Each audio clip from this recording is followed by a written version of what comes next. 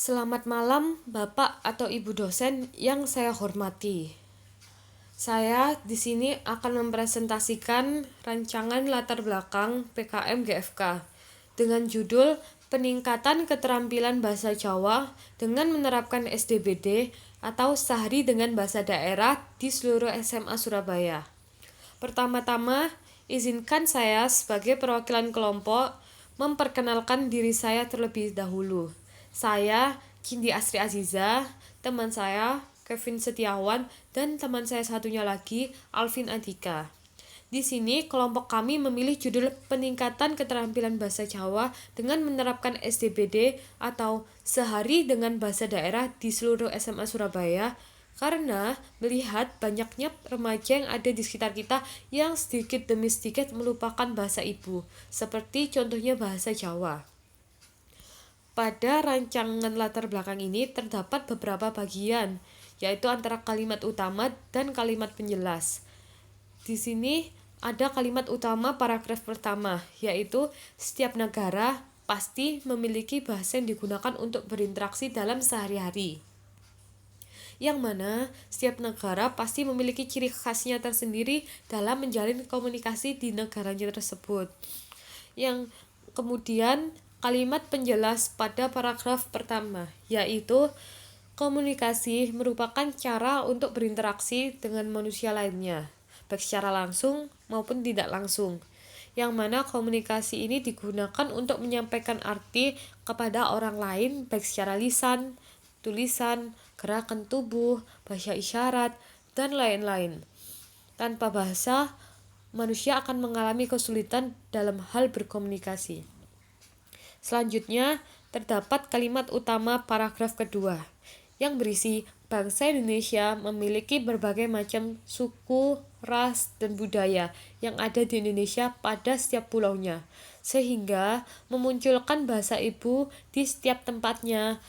Kemudian terdapat kalimat penjelas pada paragraf kedua ini, yaitu Indonesia memiliki berbagai macam bahasa daerah, sehingga menjadi keunikan tersendiri untuk bangsa Indonesia.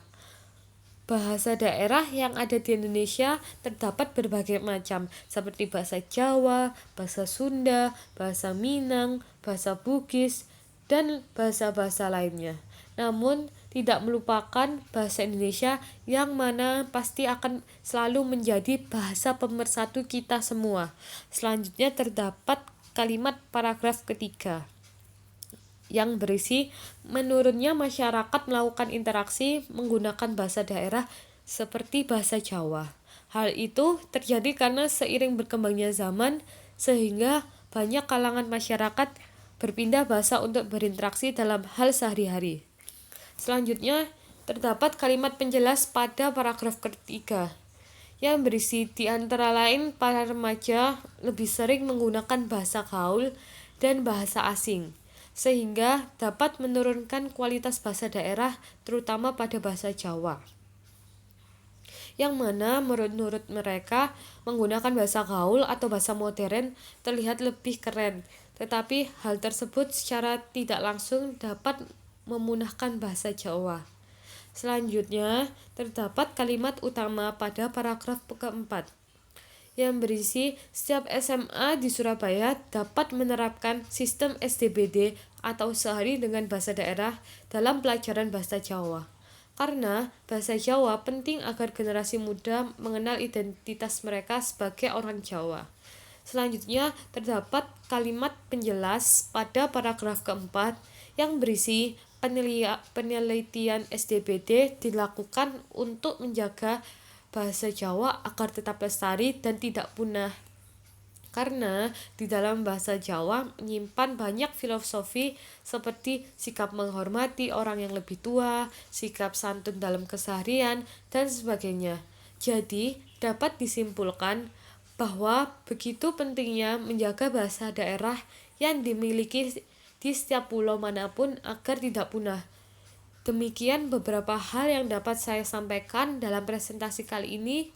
Mohon maaf apabila dalam penyampaian tadi ada kesalahan kata. Sekian dan terima kasih.